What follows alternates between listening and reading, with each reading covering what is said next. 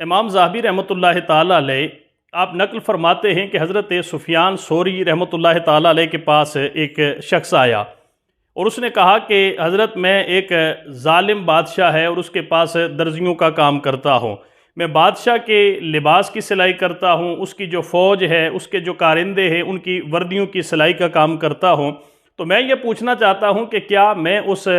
ظلم کے اندر شامل ہوں، کیا میں بھی ظالم ہوں یا ظالموں کا مددگار ہوں؟ تو حضرت سفیان ثوری رحمۃ اللہ تعالیٰ علیہ نے اس کو یہ جواب دیا کہ تو بذات خود ظالم ہے اور ان ظالموں کے ساتھ تو بھی شامل ہے۔ ظالموں کے مددگار تو وہ ہیں جو تجھے دھاگا، سوئی اور بٹن اور دوسری چیزیں مہیا کرتے ہیں۔ ناظرین، یہاں پر یہ بات سننے کے بعد ہمیں اس بات کا شدت سے احساس ہو جاتا ہے کہ ظالم ایک وہ ہوتا ہے جو ظلم کر رہا ہوتا ہے، باقی جو اس کے معاونین ہوتے ہیں، کسی لحاظ سے بھی اس کے سپورٹر ہوتے ہیں، وہ سارے کے سارے اس ظالم کے ساتھ اس ظلم کے اندر شریک ہوتے ہیں۔ اسی لیے حضرت علی المرتضیٰ رضی اللہ تعالی عنہ کا قول مبارک، جس کا مفہوم یہ ہے کہ کفر کا معاشرہ وہ قائم رہ سکتا ہے لیکن ظلم کا معاشرہ وہ قائم نہیں رہ سکتا۔ اس حوالے سے ناظرین، ملک پاکستان کے اندر آئے روز ایسے ایسے سانحات پیش آتے ہیں کہ جو بہت سارے سوشل میڈیا کے ذریعے، دوسرے الیکٹرانک پرنٹ میڈیا کے ذریعے لوگوں تک جن کی خبر پہنچ جاتی ہے، لیکن اس سے کئی گنا زیادہ ایسے واقعات ہیں، انسانیت سوز، انسانیت پہ ظلم و بربریت کی ایسی ہزاروں داستانیں ہیں کہ جو لوگوں کے سینوں کے اندر ہی دفن ہو جاتی ہیں، زمین کے اندر ہی دفن ہو جاتی ہیں، جن کی کانوں کان کسی کو خبر نہیں ہوتی۔ اب یہ جو واقعہ بلوچستان کے ضلع بارکھان کے ایک علاقے کوہلو کے اندر پیش آیا کہ ایک عورت کی لاش اس کے بچوں کے ساتھ جو ہے وہ ایک کنویں سے ملی اور مسخ شدہ وہ لاشیں تھیں، جن کے اوپر تیزاب پھینکا گیا، جن کے اوپر بہت سارے تشدد جو ہے وہ کیے گئے۔ اب یہاں پر ناظرین، سب سے پہلی بات تو یہ ہے کہ کیا یہ اچانک کوئی ایسا واقعہ پیش آیا کہ جس کا اداروں کو بھی علم نہیں تھا؟ تو یہ بات ذہن میں رہنی چاہیے کہ اس کا جو عورت وہاں پہ شہید کی گئی ہے، قتل کی گئی ہے، اس کا جو میاں ہے، شوہر ہے، خان محمد مری، اس نے یہ بات BBC سے انٹرویو کے دوران کہی تھی کہ یہ میرے 7 بچے اور میری بیوی 2019 سے جو ہے یہ اس صوبائی وزیر کے گھر کے اندر بنائی گئی نجی جیل کے اندر یہ وہاں پہ قید تھے۔ انہوں نے اداروں کے ساتھ بھی رابطہ کر کے جو ہے وہ مدد مانگی ہے۔ پھر اس عورت کی، جو عورت وہاں پہ قتل کی گئی، اس عورت نے بھی قرآن پاک اپنے ہاتھ میں اٹھا کر جو ہے وہ چیف جسٹس آف پاکستان سے اور قانون نافذ کرنے والے اداروں سے جو ہے وہ اپیل کی تھی کہ میں ایک سخت مشکل کے اندر ہوں، میرے بچے مشکل کے اندر ہیں اور مجھے اس شخص سے جو ہے وہ رہائی دلائی جائے۔ یقیناً یہ جو لوگ ہیں طاقت کے خمار کے اندر، طاقت کے نشے کے اندر ہوتے ہیں، یہ لوگ انسانیت کے اوپر ایسے ایسے ظلم کرتے ہیں کہ جن کی وجہ سے اس پورے ملک کے اندر ایک نحوست ہے، پورے ملک کے اندر جو ہے وہ اللہ کا عذاب مختلف طریقوں سے ہمارے اوپر جو ہے وہ مسلط ہو چکا ہے۔ ناظرین، دوسرا میں سوال کرنا چاہتا ہوں، آج اس عورت کی میت کو رکھ کے، اس کے بچوں کی لاشوں کو رکھ کے جو لوگ احتجاج کر رہے ہیں، ان کے قبیلے کے لوگ احتجاج کر رہے ہیں، اگر یہ لوگ ان کی زندگی کے اندر ان کے ساتھ مدد کرنے کے لیے ان کی آواز کے ساتھ آواز بن جاتے تو یقین جانیں کہ یہ دن جو ہے وہ دیکھنا نصیب نہ ہوتا۔ اب یہاں پر ہمارے اندر بے حسی کا یہ عالم ہے کہ ہم اس انتظار میں ہوتے ہیں کہ کوئی سانحہ پیش آ جائے، کوئی بڑا واقعہ پیش آ جائے تو اس کے بعد جو ہے وہ ہم اس کے حوالے سے اس کی کوئی مدد امداد کریں گے۔ اگر ہم زندہ کو کندھا دینا یہ ثواب سمجھ لیں، جس طرح ہم مرنے والے کو کندھا دینا ثواب سمجھتے ہیں، تو یقین جانیں کہ کئی زندہ جو بے سہارا ہوتے ہیں وہ ہمارا سہارا ملنے کی وجہ سے ان کی زندگی کی بہت ساری مشکلات وہ آسان ہو سکتی ہے۔ اب یہاں پر یہ ظلم کی جو ہے وہ ایک نئی تاریخ رقم ہوئی ہے، ظلم کیا گیا ہے۔ اس کے جو شوہر کا کہنا ہے کہ ابھی تک میرے 5 بچے جو ہے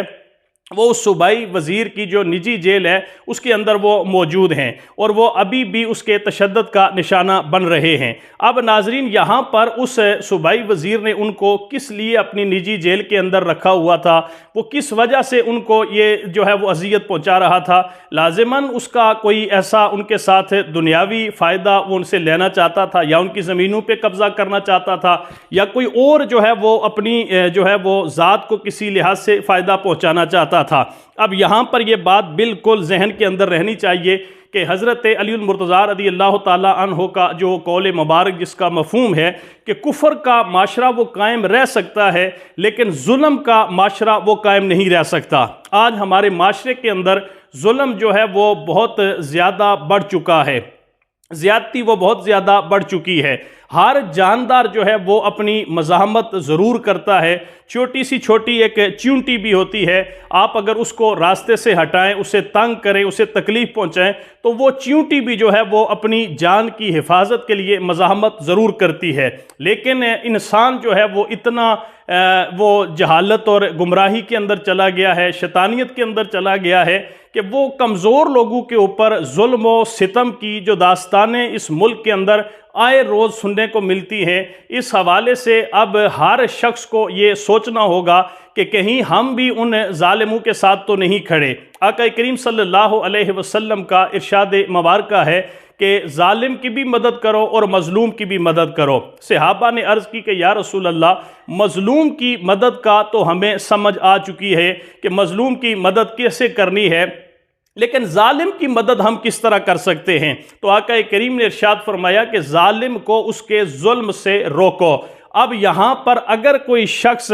ظالم کو دیکھتا ہے کہ وہ کسی پہ ظلم کر رہا ہے، اس کے باوجود بھی اگر وہ اس ظالم کے ہاتھ نہیں روکتا، ظالم کے سامنے مزاحمت کا اظہار نہیں کرتا، تو ایک حدیث مبارکہ جس کا مفہوم یہ ہے کہ قبر کے اندر ایک شخص کو عذاب دیا جائے گا اور اس کے عذاب دینے کی صرف وجہ یہ ہوگی کہ وہ دنیا کے اندر کسی مظلوم کے اوپر ظلم ہوتا دیکھے گا اور اس مظلوم کی مدد نہیں کرے گا، جس کی وجہ سے اس کو عذاب قبر کے اندر یہ مبتلا کر دیا جائے گا۔ اب کسی کے اوپر ظلم کرنا، کسی کے اوپر زیادتی کرنا، یہ تو بہت دور کی بات ہے۔ کسی مظلوم کو دیکھا جائے کہ اس کے اوپر ظلم ہو رہا ہے اور اگر وہاں بندہ اس مظلوم کے ساتھ کھڑا نہیں ہوتا تو وہ بھی جو ہے وہ عذاب کے اندر مبتلا کیا جائے گا اور اللہ کی ناراضگی اسے جو ہے وہ حاصل ہو جاتی ہے۔ اب یہاں پر یہ بات ذہن کے اندر رہنی چاہیے کہ اس معاشرے کے اندر ظلم کی بہت داستانیں جو ہے وہ رقم ہوتی جا رہی ہیں۔ ان حالات کے اندر ہر شخص نے ظالم کی مدد کرنے سے اپنے آپ کو روکنا ہے۔ ایک حدیث کے الفاظ ہیں کہ اگر کوئی شخص ظالم کو دیکھتا ہے، سعید ابن مسیب رضی اللہ تعالیٰ عنہ اس سے روایت فرماتے ہیں کہ اپنی نظروں کو ظالموں کی مدد سے مت بھرو۔ تو اس کا مفہوم یہ ہے کہ اپنی نظریں جب کسی ظالم شخص کے اوپر ڈالی جائیں تو اس ظالم کے بارے میں جب پتہ ہو کہ یہ آدمی ظلم کرتا ہے تو اس کے حوالے سے اپنی نظر اس پہ ڈال کے اس کے لیے جو ہے وہ انسان کے دل کے اندر اگر تھوڑی بہت محبت بھی پیدا ہوتی ہے تو حضور کا ارشاد مبارکہ ہے کہ انسان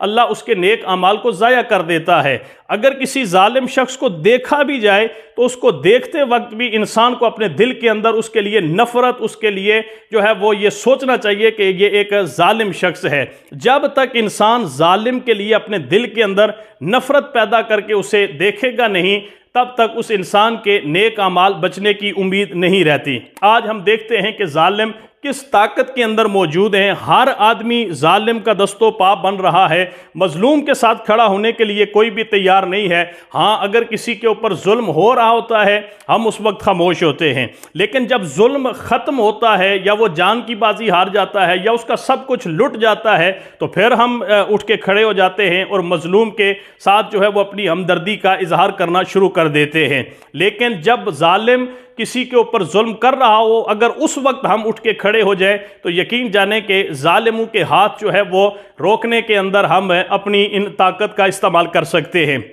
اب اس واقعے کو آپ دیکھ لیں کہ ابھی تک اس خاندان کے 5 جو اس کے بچے ہیں وہ ابھی تک نہیں ملے۔ 2 کو اور ماں ان کی والدہ کو جو ہے وہ بے دردی کے ساتھ قتل کر کے ایک کنویں کے اندر ان کی مسخ شدہ لاشوں کو پھینک دیا گیا ہے۔ اب یہاں ان کے جو قبائل کے لوگ ہیں، وہاں پورے اس ضلع بارکھان کے لوگ جو ہے وہ وزیر اعلیٰ ہاؤس کے سامنے وہ میتیں رکھ کے احتجاج ریکارڈ کروا رہے ہیں۔ کیا جب وہ زندہ تھے، جب وہ قرآن کریم ہاتھ کے اندر لے کے وہ عورت اداروں اداروں سے سوال کر رہی تھی، اپیل کر رہی تھی، چیف جسٹس آف پاکستان سے اپیل کر رہی تھی، تو کیا اس وقت یہ لوگ اس آدمی کے ظلم سے ان کو رہا نہیں کروا سکتے تھے؟ یقیناً کروا سکتے تھے، لیکن یہ ہمارے اندر ایسی سستی ہے، ہمارے اندر یہ ایسی بے حسی ہے، ہمارے اندر یہ انسانیت سے اللہ محفوظ رکھے، یہ ایک نفرت کی ایک زندہ مثال ہے کہ ہم انسان کے مرنے کا انتظار کر رہے ہوتے ہیں، ہم انسان کے تباہ ہونے کا انتظار کر رہے ہوتے ہیں، لیکن میرے بھائی، میرے دوست، میرے سننے والے، اگر کوئی مرنے والے کو کندھا دیتا ہے تو اس کا بالکل ثواب ملتا ہے، لیکن مرنے والوں سے زیادہ زندوں کو ہمارے کندھوں کی ضرورت ہوتی ہے۔ اگر کوئی مظلوم کے اوپر ہونے والے ظلم کی آواز بنتا ہے، ظلم کو روکنے کے لیے اٹھتا ہے، تو یقیناً یہ بھی ثواب کا کام ہے، لیکن جب مظلوم کے اوپر ظلم ہو رہا ہو تو اس وقت ظالم کے اگر ہاتھ کو روک دیا جائے تو میں یہ سمجھتا ہوں کہ یہ اس سے بھی بڑا اجر و ثواب کا کام ہے۔